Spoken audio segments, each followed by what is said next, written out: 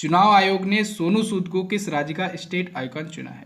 तो चुनाव आयोग ने दोस्तों, इलेक्शन कमीशन ने पंजाब स्टेट का राज्य स्टेट आइकन चुना है सोनू सूद को। निम्न में से कौन सा देश RCEP समझौते के लिए सहमत नहीं है? तो भारत जो है वो RCEP समझौते के लिए सहमत नहीं है। इन दोनों ही क्वेश्चंस के बारे में कल काफ़ी लोगों ने बहुत ही अच्छे से डिटेल में आंसर किया था। आप सभी लोग ऐसे ही डिटेल में आंसर किया करो। चलिए अब बात करते हैं आज के दिन के पहले क्वेश्चन की। आज का हमारा पहला क्वेश्चन है, यूएई ने कब तक चंद्रमा पर अपना रोवर राशिद भेजने की घोषणा की?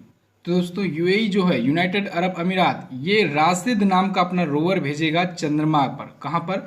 चंद्रमा पर भेजेगा। और कब तक भेजेगा? 2022 तक। अभी तक दोस्तों इसने घोषणा की थी, 2020 में इसने घोषणा की थी कि ये अपना चंद्रमा मिशन लॉन्च करेगा 2024 तक, लेकिन अब ये घोषणा कर रहा है कि 2022 तक ही ये लॉन्च हो जाएगा। तो यानी लॉन्चिंग डेट को ये घटा दिया है, 2022 तक ये लॉन्च कर देगा। रोवर होगा ये मानव रहित होगा, 2022 तक लॉन्च किया जाएगा। अब इसके लिए दोस्तों यूएई ने जापान की आई स्पेस कंपनी के साथ समझौता किया है। देखिए, यूएई के पास पैसा तो है ही, आप लोग देख रहे हैं पिछले दिनों में ये स्पेस फील्ड में, स्पेस टेक्नोलॉजी में काफ़ी तेज़ी से बढ़ रहा है। अभी इसने अपना होप नाम का मंगल मिशन किया, ठीक है। तो कारण यही है कि इसके पास धन है, संपत्ति है, ये किसी बाहरी देश की, किसी दूसरी कंट्री से टाई अप कर लेता है और उसके बाद वो अपना मिशन कंप्लीट कर पाता है। यहाँ हमारे यहाँ होता है तो इसरो के बड़े बड़े जो साइंटिस्ट होते हैं, इनको फंड ही नहीं मिल पाता है सरकार की तरफ से। इस वजह से हमारा जो मिशन होता है, इसका इसरो का जो मिशन होता है, इसका मेन पर्पज़ पहले ये होता है कि सबसे कम दाम में कोई मिशन लॉन्च करे। यही कारण है कि हम लोग थोड़ा लेट करते हैं। वैसे हमारे साइंटिस्ट तो इतने ज़्यादा टैलेंटेड हैं कि अगर इनको पर्याप्त पूंजी मिल जाए, अच्छी फंडिंग मिल जाए, तो ये बहुत अच्छे मिशन बहुत पहले ही कर लेंगे। फिलहाल बात करते हैं यहाँ पर दोस्तों राशिद की। राशिद का जो नाम पड़ा है, ये दुबई के ही शासक परिवार के नाम पर पड़ा है। इस रोवर का नाम राशिद नाम का रोवर होगा। ये लूनर लैंडर आई स्पेस के द्वारा, आई स्पेस कंपनी जो जापान की है, इसके इस्तेमाल से ये लॉन्च किया जाएगा। क्लियर? बिल्कुल। अब देखिए, ये वहाँ पर जा कर के वायरलेस कम्युनिकेशन की सर्विस भी प्रोवाइड करने वाला है। ये राशिद नाम का जो रोवर होगा चंद्रमा पर जाएगा। होप मिशन इसने अभी हाल ही में अपना किया है, मंगल मिशन था होप। राशिद जो होगा ये इसका चंद्रमा मिशन होगा। दोनों आपको ध्यान में रखना है, ठीक है। अभी देखिए, चंद्रमा पर रोवर कौन कौन उतार चुका है? चाइना उतार चुका है, और कौन उतार चुका है? अमेरिका उतार चुका है, ठीक है। अगर ये भी अपना रोवर उतार देता है चंद्रमा पर, चंद्रमा की धरती पर, तो जापान और यूएई ये दोनों कंट्रीज भी इस लिस्ट में शामिल हो जाएंगी। अब देखिए दोस्तों, यूएई का नाम पिछले कई दिनों से लगातार आ रहा है और लगातार मैं आपको बता रहा हूँ। आज आप लोग की बारी है।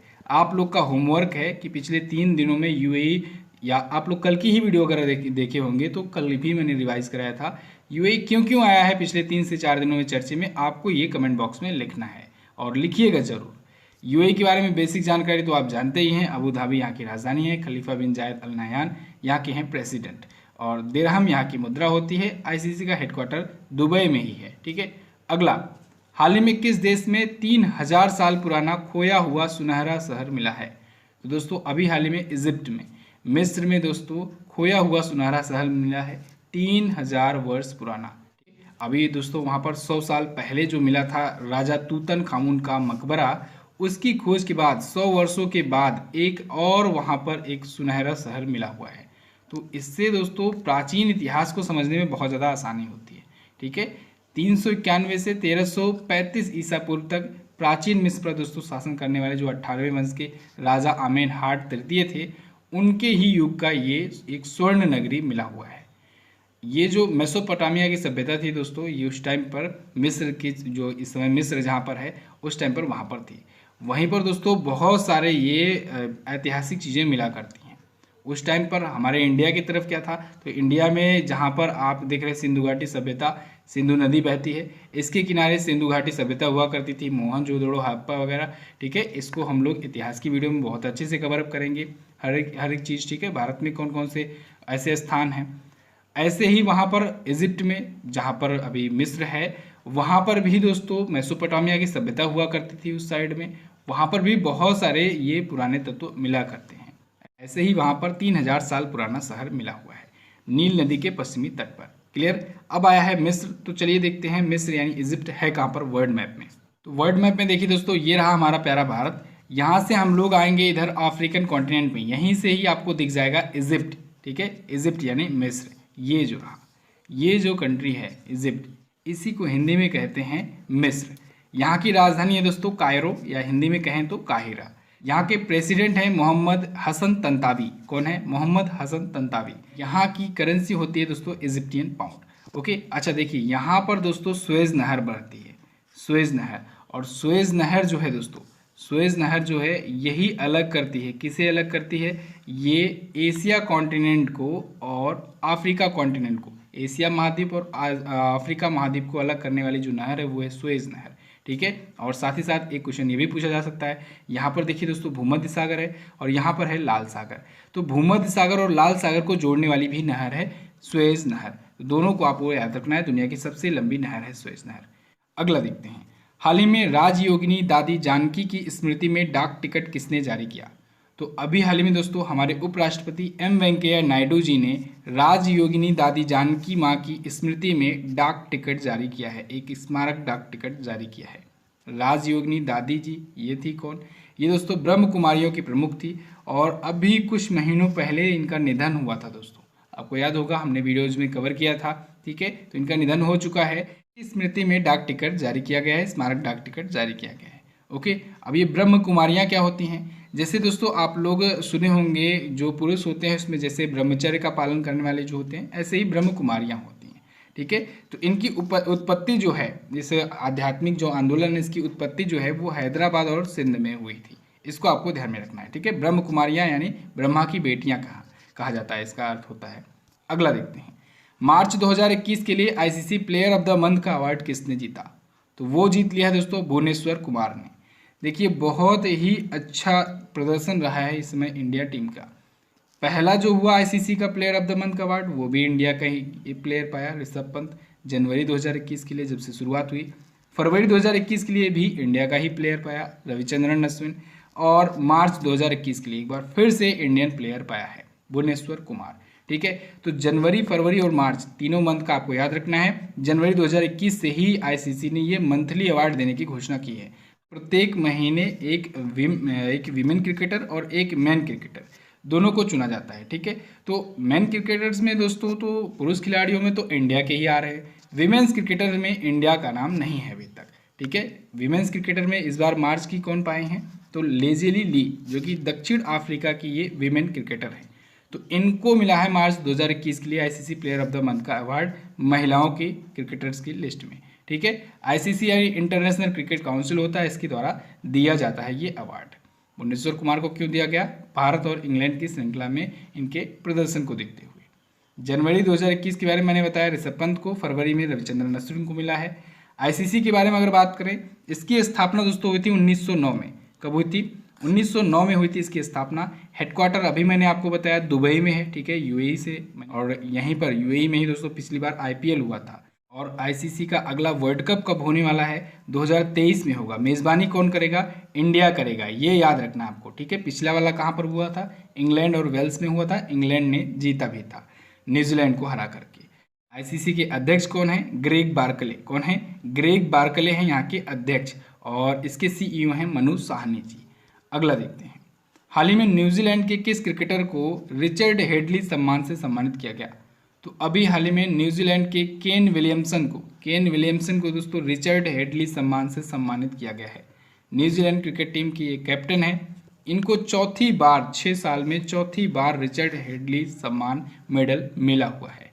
अभी हाल ही में न्यूजीलैंड क्रिकेट अवार्ड्स की घोषणा हुई है, उसमें इनको सम्मानित किया गया है। इसके साथ ही दोस्तों test cricket of the year और रेड पाथ कप भी इन्हें मिल चुका है। केन विलियमसन न्यूजीलैंड के क्रिकेट खिलाड़ी हैं। चलिए अगला देखते हैं, हाल ही में राइटर्स की प्रमुख संपादक के रूप में किसे नियुक्त किया गया? तो अभी हाल ही में दोस्तों एलेसेंड्रा गैलोनी दोस्तों राइटर्स एक न्यूज़ एजेंसी है, बहुत पुरानी है, 170 साल से ज़्यादा पुरानी न्यूज़ एजेंसी है ब्रिटेन की। तो इसकी मुख्य संपादक बनने वाली ये पहली महिला बनी है, यानी 170 सालों के इतिहास में अभी तक कोई भी महिला मुख्य संपादक नहीं नियुक्त की गई थी। तो ये एलेसेंड्रा गैलोनी जो आपको इमेज में दिख रही हैं, ये 170 सालों के इतिहास में यहाँ की मुख्य संपादक बनने वाली पहली महिला बन गई हैं। ओके, तो ये 19 अप्रैल से अपना कार्यभार भी संभाल लेंगी। बात करें अगर राइटर्स की, इसकी कैपेसिटी, इसकी क्षमता कितनी है, तो दोस्तों ये पूरे वर्ल्ड में ग्लोबली 200 स्थानों पर फैला हुआ है। 2500 से ज़्यादा पत्रकार इसमें काम करते हैं। अभी ये किसकी जगह पर आई हैं? अभी ये आई हैं स्टीफन एडलर की जगह पर। किसकी जगह पर? स्टीफन एडलर की जगह पर। ठीक है, चलिए अगला देखते हैं।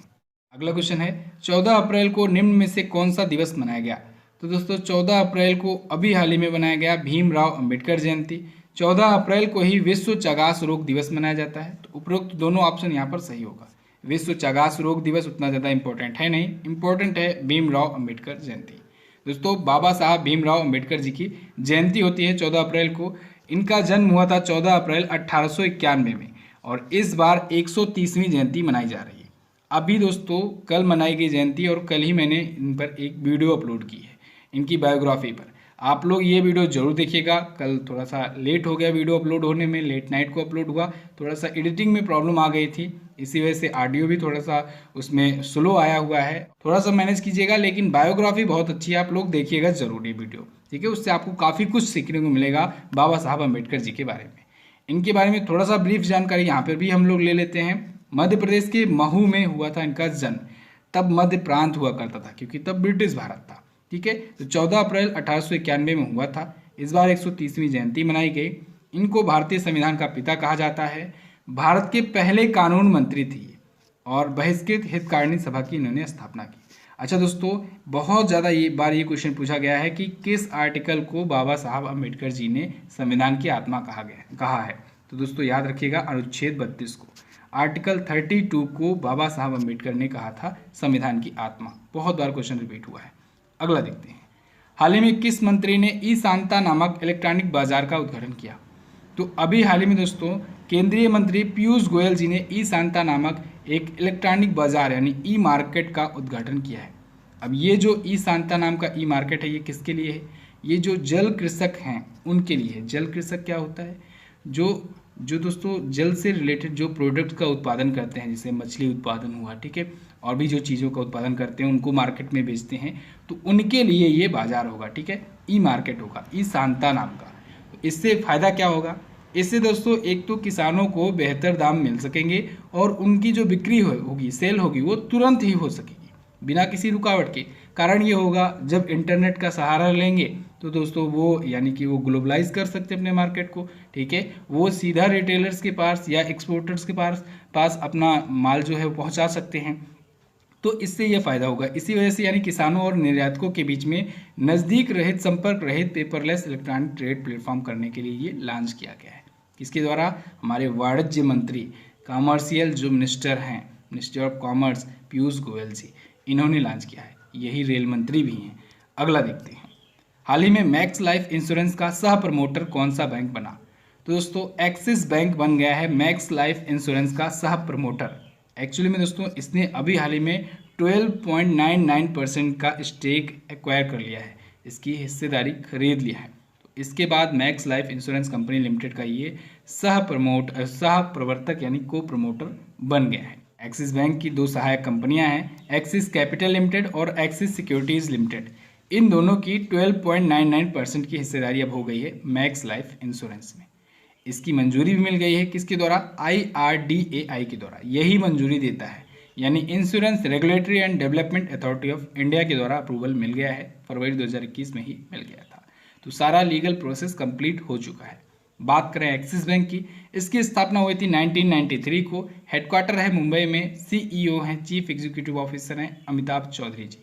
मैक्स लाइफ इंश्योरेंस की बात करें तो इसके CEO हैं प्रशांत त्रिपाठी। इसकी स्थापना हुई थी 2001 में और हेडक्वार्टर है नई दिल्ली में। अगला क्वेश्चन है, हाल ही में नाडा का महानिदेशक किसे बनाया गया?